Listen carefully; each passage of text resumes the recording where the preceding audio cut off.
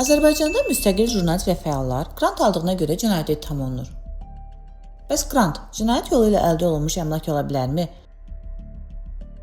Bilmək istəyirsinizsə, tribunatı izləyin.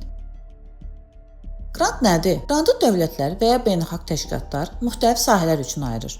Azərbaycanda qrantın verilməsi qərarının qeydiyyatını Ədliyyə Nazirliyi verir. Xarici donorlardan da Azərbaycanda qrant vermək hüququ əldə etmək üçün müvafiq qrant müqaviləsini qeydiyyatdan keçirmək tələb olunur. Qrantların qeydiyyatının çətinləşdirilməsi qanunvericilikdə 2009-2013-cü illərdə olan dəyişikliklərdən sonra baş verib. Həmin dəyişikliklərdən az sonra müstəqil QHD-lərə cinayət işi açılıb tənqidçi fəallar həbs edilib. Qeyd edək ki, həmin dövrdə bu dəyişikliklər beynəlxalq təşkilatların da tənqid hədəfi idi. Müstəqil media qurumları və ictimai fəallara qarşı irəli sürülən ittihamlar qrant vəsaitləri ilə əlaqələndirilir. Onlar cinayət yolu ilə əmlakın leqallaşdırılmasında ittiham olunurlar.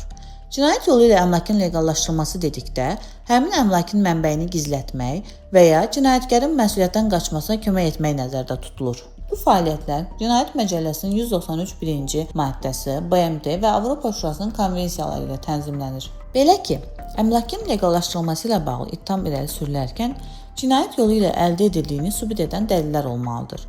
Üstəlik, İnzibati Xətalar Məcəlləsinə görə qrantın verilməsi ilə bağlı qərarın və müqavilənin Ədliyyə Nazirliyinə təqdim edilməməsi inzibati xəta sayılır.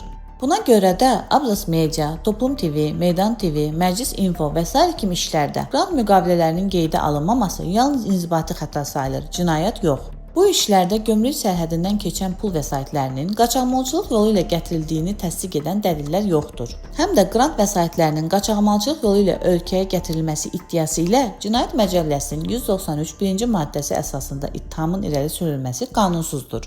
Tribunatın qənaətincə, qrant müqavilələrinin qeydiyyatssız olması yalnız inzibati məsuliyyət yaradır. Buna görə də jurnalist və ictimai fəallara qarşı cinayət yolu ilə əmlakın leqallaşdırılması ittihamının verilməsi mühakimə prinsiplərinə ziddir.